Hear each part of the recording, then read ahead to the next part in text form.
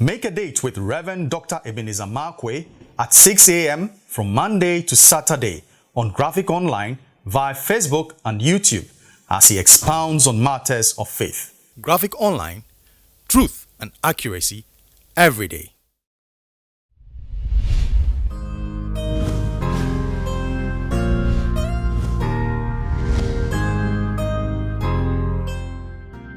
Hello. I'd like to capture my thoughts this morning with the words, deadly revenge in pleasant times.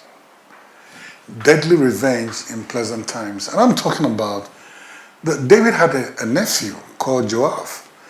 And Joab was the captain of David's army. And there was one time when, after the death of Saul, there was a long war between the house of Saul and the house of David. And the Bible says, and David waxed greater or waxed stronger. As David grew stronger without warfare. Then all of a sudden, the captain of Ishbosheth, that is Saul's grandson, who was then king over, the two were vying for the kingship. He had an army captain called Abner. And then Abner one day gets up and Abner says, I'm tired of this war and I'm tired of you because of a few things. Of course, it was over a woman, Oh, boys are brave. And then all of a sudden, Abner gets up and takes the kingdom to David and offers David the kingdom. He said, we don't need to fight anymore. The kingdom is yours. God spoke to you. God told us. We all knew that the kingdom is yours. Take it. And that was a very great moment. It was a pleasant moment. It were very pleasant times.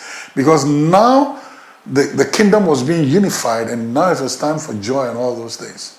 But Abner had killed Asahel, Joab's junior brother.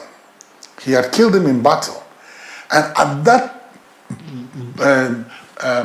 interesting time, pleasant time, when the kingdom had been offered to David, the Bible said, Joab comes in and said, did Abner come here? Say, oh, you didn't do anything to him? All right. And Joab pursues Abner in pleasant times for the sake of revenge. And then he kills him. Oh, wow. And that brought shame to David. The man had come to offer you the kingdom. So he was under your protectorate. You were his protector. He had come as an emissary of goodwill to you. But Joab, because of revenge, he was not thinking that these are pleasant moments. I shouldn't do anything that will mar the tenure of office of the king. I shouldn't do anything that will make the king, people will see the king in a different light. I shouldn't do anything that will make it look as if it was treachery against Abner. His old boiling revenge, what was in him?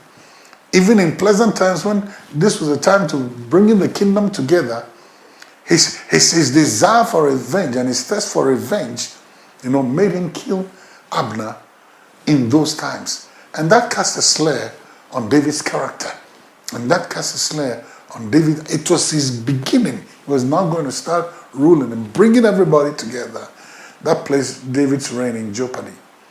And David took to mourning. He mourned for Abner. Sometimes it's not just about you. There's a bigger picture. And sometimes there's a need for you to drop the sword for the sake of the bigger picture.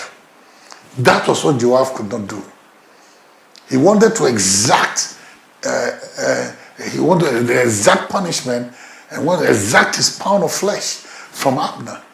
In pleasant times, when it would rather been prudent not to do those things.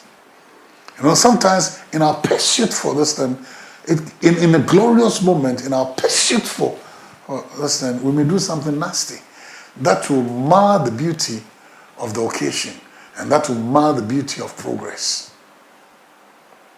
That was how Abner did. Don't do that.